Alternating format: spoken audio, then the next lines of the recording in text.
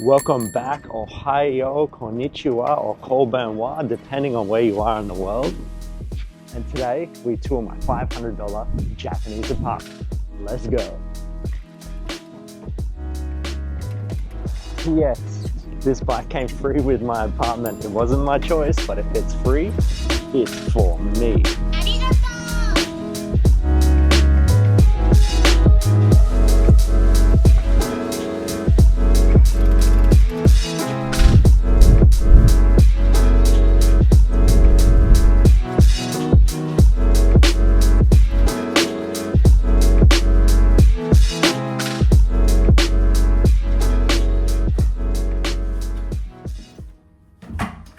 Tadaima, and welcome to my Japanese apartment.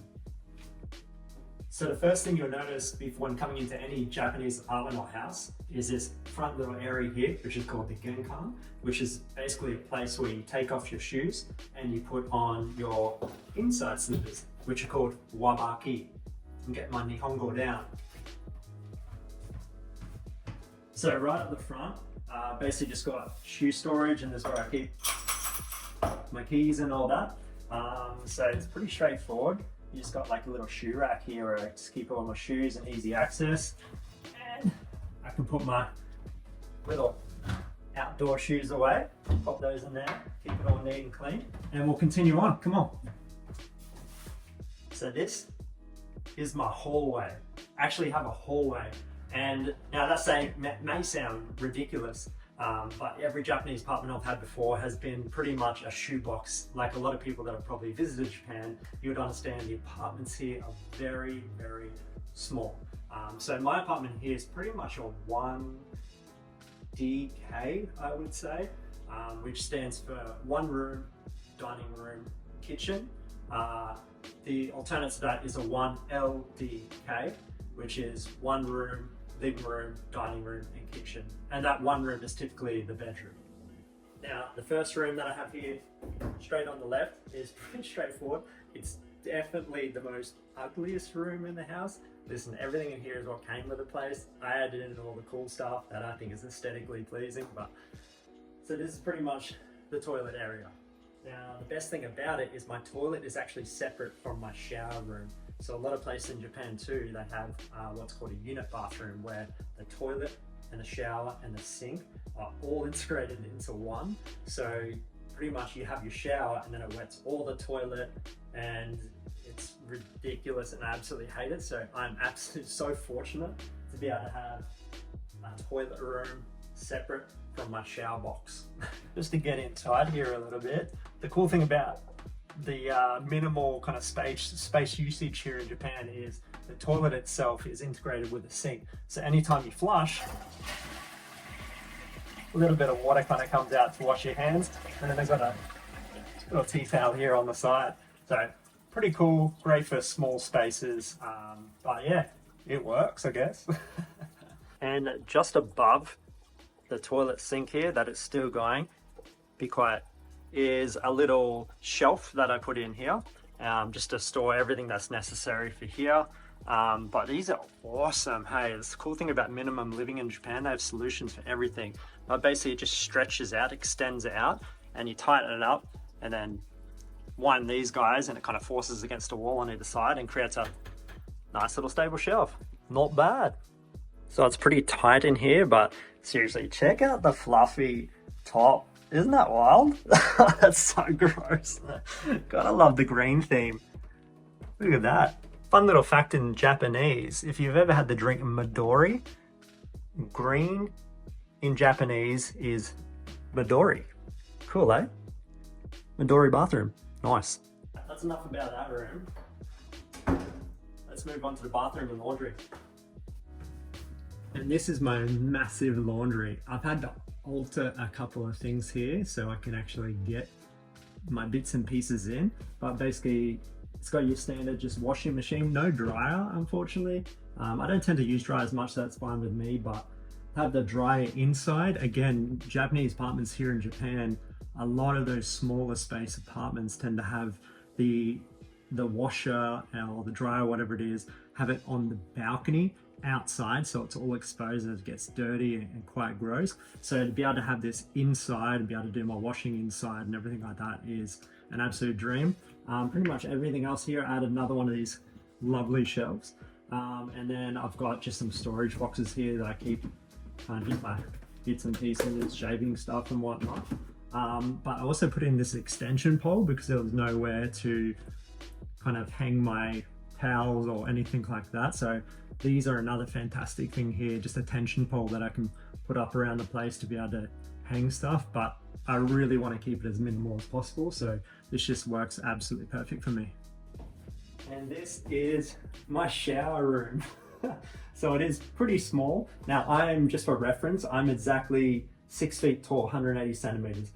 So it does fit me quite fine, which is good, but this is very typical in a small Japanese apartment. Are these things called unit baths, where they put the shower, the sink, and generally also the toilet all in the one little box. But I'm quite lucky to have the toilet separate, so this works absolutely fine. I'd basically just close the door and I can shower standing here or in the bath, doesn't matter where the water goes. The good thing about here is the walls are all magnetic, so I keep my toothbrush and that in here to brush my teeth.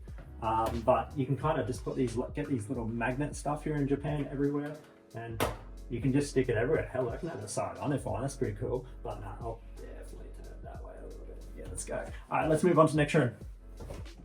Wabaki. Let's go. And welcome to the main dining hall, where I pretty much have my kitchen and study dining area all in this one kind of little space here. So as I said before, this apartment is more of a 1DK. So I think it's probably roughly, just for reference, about 30, maybe a bit more than 30 square meters big, small, whichever way you want to look at it. But it's perfect for one person. But it's a great little area. It kind of has just everything that you need. I like to keep it simple. I'm a bit of a minimalist.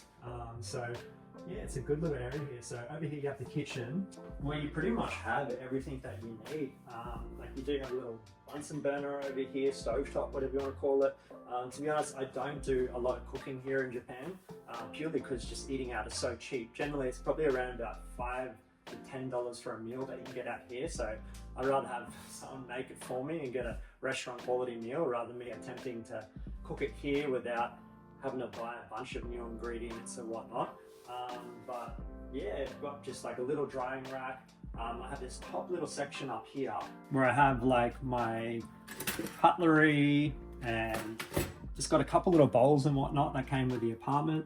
I bought a little bit of Tupperware so I can bring them to school, and just your basic plate set and everything you need. But I did get myself a little coffee cup the other day, which is awesome, from Nitori, for like $5. So it's great. So I can make a coffee here and take it out on my morning walks. But let's for a moment just talk about the garbage situation here in Japan. They are very strong about recycling here, which is fantastic, but it can get super confusing. So when I moved in here, they literally gave me this household garbage list.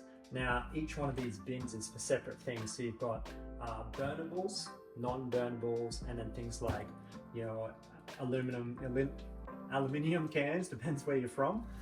So pretty much like food scraps and little bits and pieces. This is mostly for PET bottles, so your plastic bottles, because there's tons of vending machines here. So if you wash out your plastic bottles, you can pop these in here. And then you've got your kind of aluminium cans for this one, which again, these two are a bit more rare.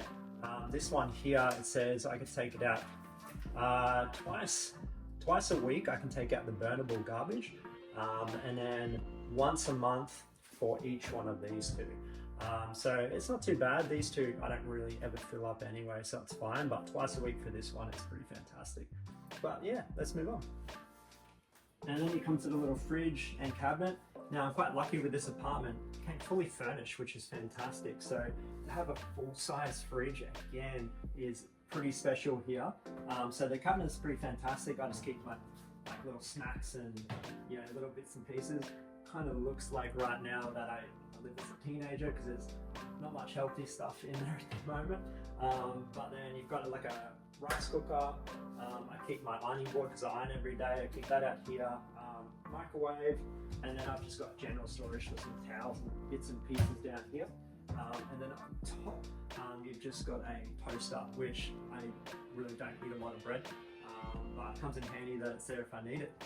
Now, one of my favorite things that I bought here so far in Japan is my little coffee maker. This thing is awesome. I can just put my coffee in here. I get my water I found, trying to pour it into here just comes out too fast. So I got this little guy pour the water in here, and then I slow pour it around in here, and I can make my black coffee every morning, and I keep my coffee in here. I absolutely love this thing. Put ice cubes in here during summer, give it a little whirl around, and have an iced coffee in the morning. So chuffed about this, great little purchase. And as I mentioned before, magnetic stuff here is amazing. I'm so obsessed with it. I didn't have any towel rack here, so I was hanging off the side of the kitchen door, but be able to have this, everything magnetic here. It's so cool, little hook for my duster, but I'm obsessed with it, everything magnetic. All right, let's go. And then we come over to my little editing station. Now, although the desk isn't really that wide, it kind of functions just fine. I tend to prefer probably a wider and deeper desk, but this works fine. Again, I bought these little bits and pieces, like this little stand and whatnot, when I came here, just because to make it a bit more functional. I was going to have minimum space, but it works everything that I need it, and yeah, I love it. All right. The only thing about these chairs in here, they are wood, so they're not the most comfortable. So I bought these little cushions thinking it'd be amazing. They have sunk to absolutely nothing, so I'm gonna have to do something about this. That just did not improve the comfort whatsoever. But now we move to the bedroom area. Again, I'm probably making this seem like it's a massive apartment, but it's not. But it works for me. And here we are. Now, when I first moved in here, the bed was in here, but they had the desk in here, dining room table in the middle. So I moved and rejigged some stuff around here to make it suit me personally, but I kind of prefer like having my sleeping and entertainment area in here, and then my work and study area and eating and all that separate. But it's a great little area. It's a good size, so I can do exercise here in the morning if I want to. But it kind of has everything I want, so I can watch TV in bed, watch TV on my one seat, but I can't really have visitors because there's nowhere else for them to sit. But now we come to my favorite part, is I have a nice little outdoor balcony area that is big enough for just me really, but I get so much sun and light in this apartment, and I absolutely love it. Yeah, let's check it out.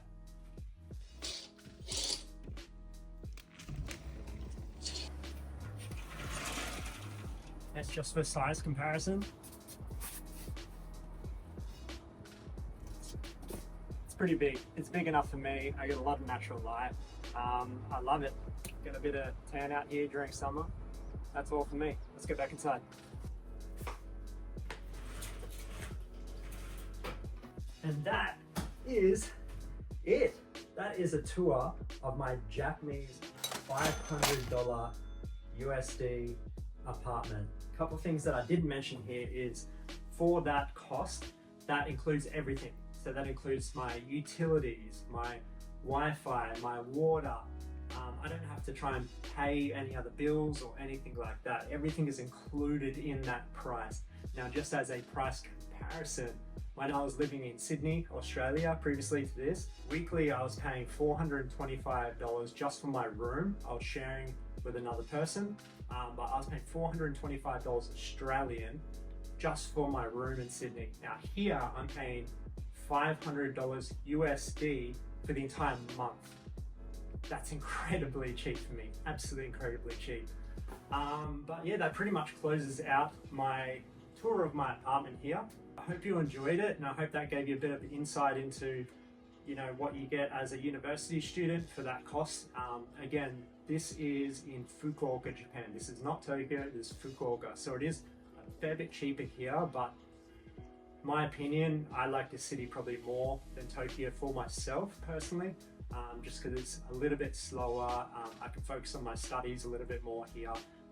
People are incredible here as well. But I'm rambling on. Yeah, one more thing. I absolutely can't thank you guys enough for all the new people that have subscribed to my channel for my last video. It was way more than I was expecting.